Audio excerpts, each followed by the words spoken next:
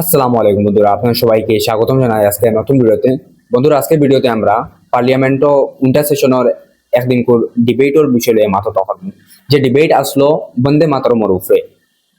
আপনারা জানবা অবভিয়াসলি বন্দে মাতরম আমরা দেশের ন্যাশনাল সং, যেটার 150 বছর মানে পুরা ওইবার খুশিতে পার্লিয়ামেন্টও ও বন্দে মাতরমের উপরে ডিবেট আর ডিসকাশন আসলো। বন্দে মাতরমের 150 ইয়ার সেলিব্রেশনও ডিবেট কেনে হইতো। অবভিয়াসলি এখান বেসিক কোয়েশ্চন সব আমরা দেশের মানুষের মাঝেও জাগে ইনো ফুর্তির জিনিস যেটা এটা ডিবেটও কনভার্ট খেলা হয়েছে। এটার পিছনে একটা মানে ব্যাকস্টোরি আছে। ও ব্যাকস্টোরি লইয়া আজকে ভিডিওতে আমরা মাথা করবো। সবচেয়ে পয়লা বন্ধুরা আমি আপনার ধরেন হয়তো চাইমু যে আমরা দেশের বর্তমানে উইন্টার সেশন চলে। উইন্টার সেশন ডিসেম্বরের 1 তারিখ থেকে শুরু হয়েছে 19 ডিসেম্বর পর্যন্ত। এই উইন্টার সেশনও আমরা দেশের বহুত ফারা কানুন যেটা মানে বিলর ফর্মে আছে বর্তমানে ওটার উপরে ডিবেট ডিসকাশন হইতো। সো ওটা দিনের মাঝে একদিন বন্দে মাতরম উপরে ডিবেট ডিসকাশন হয়েছে, যেটা পার্লামেন্টও বহুত ফারা মানে কন্ট্রোভার্সিয়াল আর বহুত ফারা মানে নেগেটিভ বালা ডিবেট ডিসকাশন আসলো। সেখানে এখন ওটা সবকিছু লইয়া আজকে ভিডিওতে মাথা করবো। বন্ধুরা, সবচেয়ে পয়লা শুরুয়াত করতে চাইমু আপনার ধরে ন্যাশনাল অ্যান্থেম আর ন্যাশনাল সংঘর মাঝে ডিফারেন্স পার্থক্য হইয়া। সো আমরা দেশের ন্যাশনাল অ্যান্থেম হইল গিয়া জনগণ মনা আর ন্যাশনাল সং হইল গিয়া বন্দে মাতরম।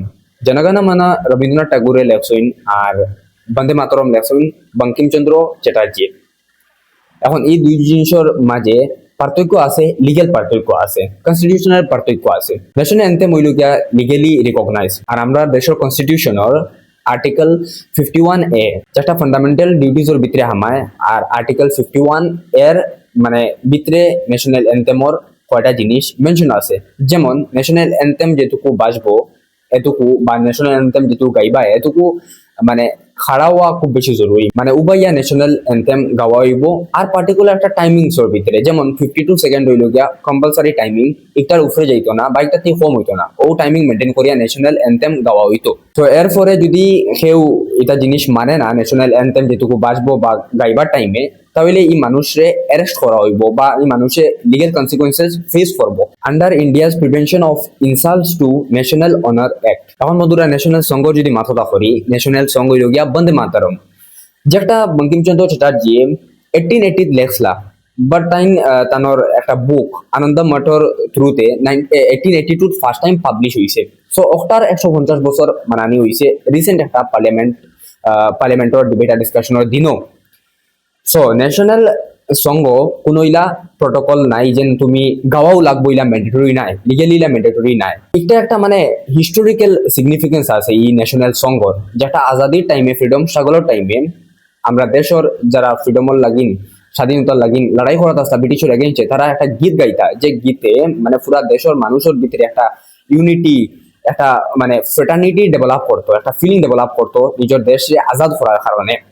সো ও জিনিসের কারণে ন্যাশনাল সং গাওয়া হইতো। ও ন্যাশনাল সং ওটার মানে যেটা গাওয়া হইতো ওটার রেসপেক্টে 1937ও ইন্ডিয়ান ন্যাশনাল কংগ্রেসে ডিসাইড করছে ওটা আমরা দেশের ন্যাশনাল সং হিসাবে রাখা হইব। আর এটা তোরা কন্ট্রোভার্সিয়াল, একটা যেটা সং আছে এই সং এটা যেটা গীত এটা 100 স্ট্যান্ডাজর। সো এই 100 স্ট্যান্ডাজ যেগুন এগুন তো তোরা মানে নন হিন্দু মানে রিলিজিয়াস যারা মানুষ আছেন তারার লাগিন তোরা মানে কন্ট্রাডিক্টরি হয়ে যায় তারা রিলিজনের লাগে। কথা লাগে আমরা দেশের কনস্টিটিউয়েন্ট অ্যাসেম্বলি ডিসাইড করছে যে ও পুরা গীতর বন্দে মাতরম গীতর মানে স্টার্টিং ওর 2 স্ট্যান্ডাজ মানে ইউজ করা হইব আমরা দেশের ন্যাশনাল সং হিসাবে, মানে রাষ্ট্রের গীত হিসাবে।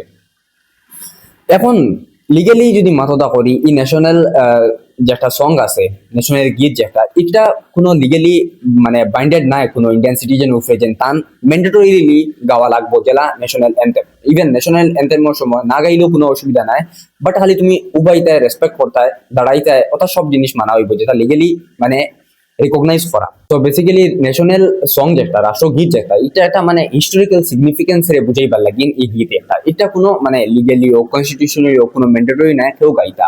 আর ও জিনিস ওখান কন্ট্রোভার্সি হই আমরা দেশও বহুত আগে থেকে আছে আর এখন পর্যন্ত ও জিনিসের উপরে ডিবেট আর ডিসকাশন और हालांकि আমরা দেশও বহুত ফারা মুদ্দা বহুত ফারা কানুন বহুত ফারা বিল যেটা আছে এটার উপরে ডিসকাস করা জরুরি। এটা না ছাড়িয়া বন্দে মাতরম সেলিব্রেশনের জায়গা ডিবেট আর ডিসকাশন और সো ও ডিবেট আর ডিসকাশনের দিনও আমরা পার্লামেন্টও রুলিং পার্টি যেটা গভর্নমেন্ট বর্তমানে, সো ও পার্টি বন্দে মাতরমর পুরা ইম্পর্টেন্সর বিষয়ে সিগনিফিকেন্সর বিষয়ে মাথা করছে, ইভেন রিলিজিয়াস কনটেক্সট যেটা আছে ওটাও টাচ করা হয়েছে।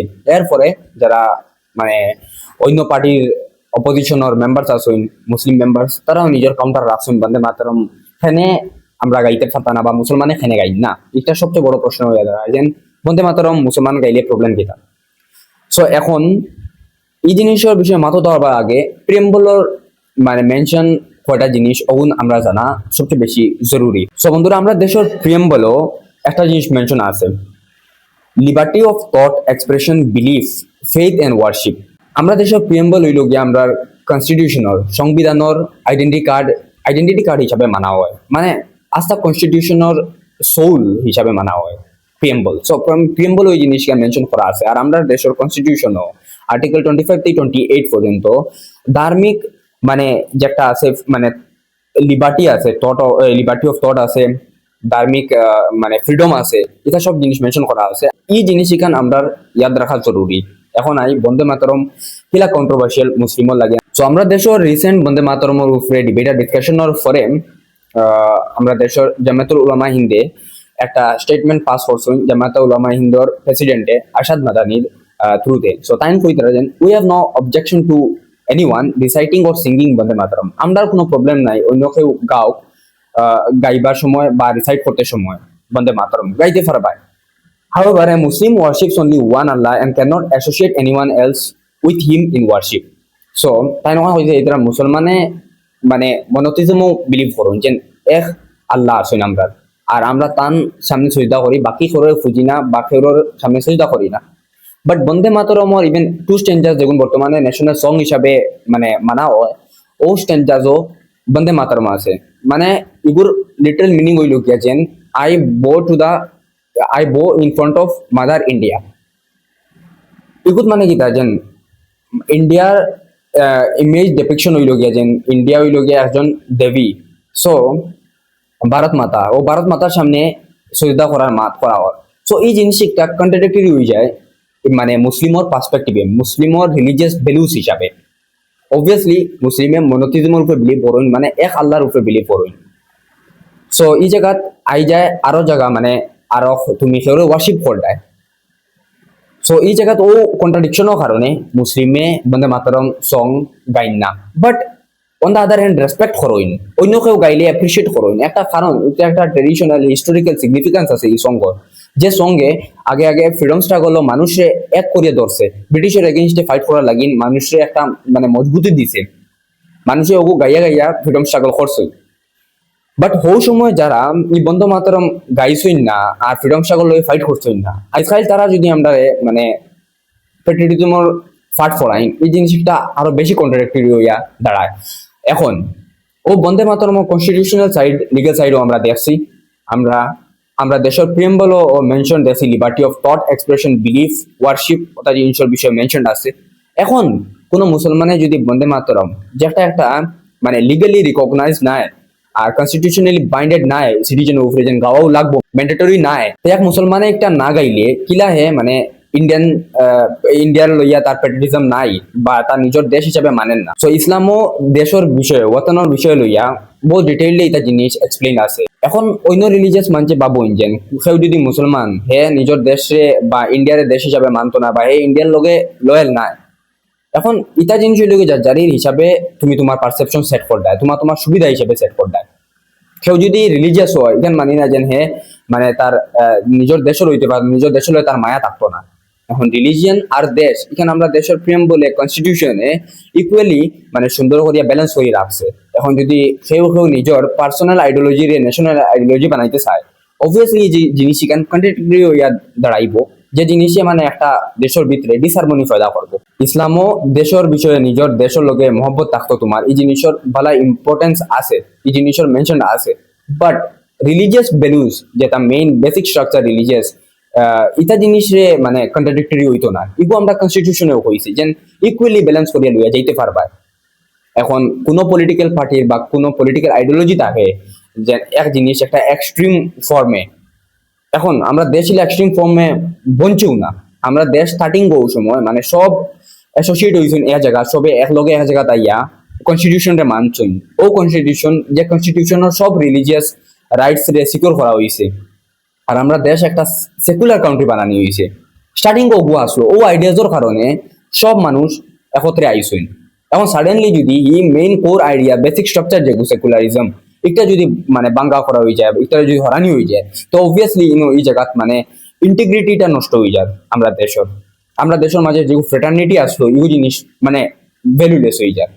সো ওটা জিনিস ওটা কটা মানে পারসেপশন সেট করা ওর যেন তুমি মানে যদি মুসলমান ও তো তুমি মনে হয় ইন্ডিয়ান হইতে পারতে না, বা তুমি যদি ইন্ডিয়ান ও মুসলমান হইতে পারতে না, ইলা নাই না আমরা রিলিজিয়নও না আমরা দেশের কনস্টিটিউশন হিসাবে এটা জিনিস সব ব্যালেন্স করা আছে। এটা জিনিসও কেউ আইতরা যারি পার্সোনাল আইডিওলজিস লইয়া যারি পার্টির আইডিওলজিস লইয়া আইয়া দেশের বেসিক স্ট্রাকচার যেগুলো আছে কনস্টিটিউশনের ওটা নষ্ট করতে চাইতরা রিলিজিয়নের লগে মানে কন্ট্রাডিক্ট করিয়া, যেটা জিনিস ঠিক নাই। এখন বন্ধুরা পার্লিয়ামেন্টও যেটুকু ডিটেইলে ডিসকাশন হয়েছে, ডিবেটার ডিসকাশন হয়েছে, আসাদুদ্দিন ওয়াইসি বহুত ভালো একটা স্পিচ দিছেন। যে স্পিচও তাই সব লিগ্যাল মানে অ্যাসপেক্ট মেনশন করছেন, এরপরে রিলিজিয়াস অ্যাসপেক্টও মেনশন করছেন, যেন কিলা বন্দে মাতারম কেউ গাইতেও পারবো না গাইতে পারবো, কেউ ফেরে উফে যুযুবতি করতে পারতো না, কারণ লিগেলি আর কনস্টিটিউশনলি একটা বাইন্ডেড না কোনো ইন্ডিয়ান সিটিজেন উপরে যেন গাওয়াও লাগবো কম্পালসারি বা ম্যান্ডেটরি। खबर नहीं जिन्हें अपने दीन और मजहब की हमें वो दीन का मतलब सिखाने निकले हैं। हमारे मुल्क का आइन का इस लफ्ज से आगाज होता है वी द पीपल।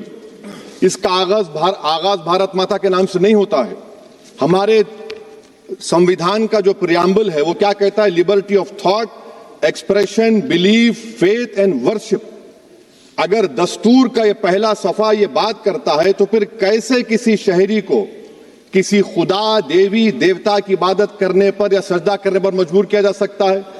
आप ही की पार्टी से आज की जो बातें हुई है इसी का बोल रही हैं। हमारे कॉन्स्टिट्यूंट असेंबली में मैडम एक मोहतरमा थी रोहिणी कुमार चौधरी ने एक तजवीज दी थी कि प्रियम्बल में किसी देवी के नाम से शुरू हो। उन्होंने खास तौर से वंदे मातरम का जिक्र किया मगर उसको कबूल नहीं किया गया। फिर केवी कामत साहब ने एक तजवीज दी कि इट्स सिटीजन्स को बदलकर हर सिटीजन्स किया जाए और खुदा के नाम से शुरू किया जाए, वो तरमीम को मुस्तरद कर दिया गया।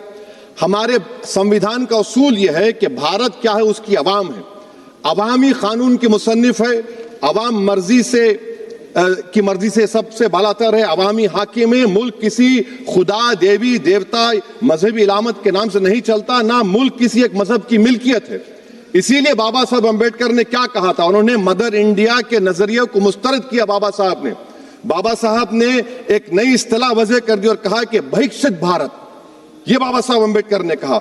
अब मैडम अगर मजहबी आजादी इस आइन का बुनियादी उसूल है तो सवाल ये पैदा होता है कि उस वक्त हमारे जो कॉन्स्टिट्यूंट असेंबली के प्रेसिडेंट थे जनाब राजेंद्र प्रसाद साहब ने किस बुनियाद पर वंदे मातरम को कौमी तराना करार दिया?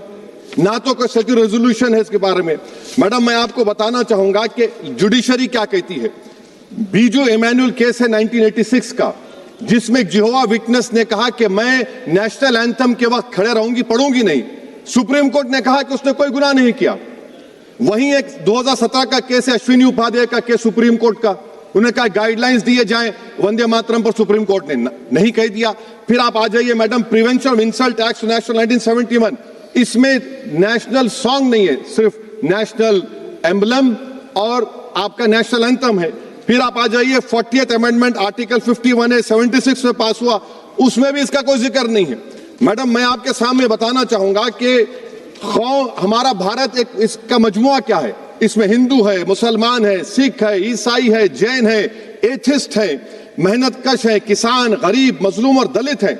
मगर अगर जो तकारीर आज हमने यहां पर सुनी और बाहर जो सुनते हैं, अगर भारत को देवी कहने और उसके आगे सजदा करने तो दरअसल कौम परस्ती को, वतन से मोहब्बत को मजहब में तब्दील कर रहे, और फिर यहां पर बोल रहे कि अगर भारत में रहना है तो वंदे मातरम गाना पड़ेगा। भाई ये तो संविधान के खिलाफ है, सुप्रीम कोर्ट के जजमेंट के खिलाफ है।